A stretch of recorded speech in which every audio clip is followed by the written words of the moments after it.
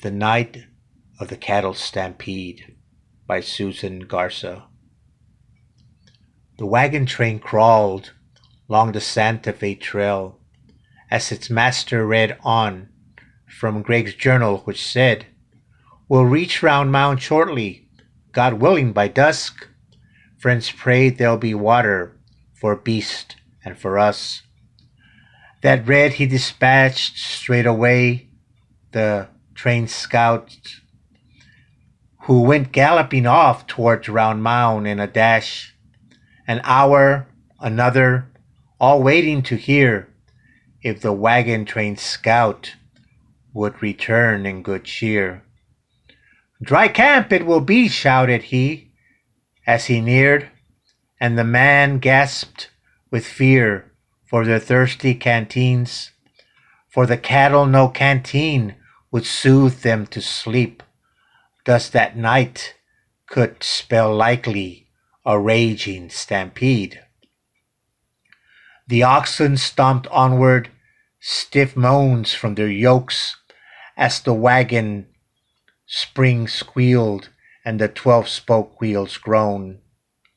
The clouds of thick dust gave no mercy for man, while the train ever closer to dry camp approached. Much later that night, off the trail was found pitched the dry camp fast secured 1 mile west of Round Mound. The wagons were circled, their wheels tightly bound. On the ground by their fireside the men were bunked down. While asleep at Round Mound, they recalled in their dreams of dry camps of the past, at that ominous hour when restlessness, thirst, or a spark had occurred, and the ghost of the prairie had spooked the whole herd.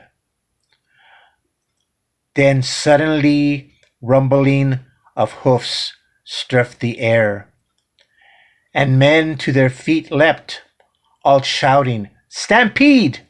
The cattle were already scattering free, of corralled toward the prairie, as many had feared. No time did the men waste, to action they sped, and rounded up horses, insured rather fast. Some men mounted bootless, some men rode bareback.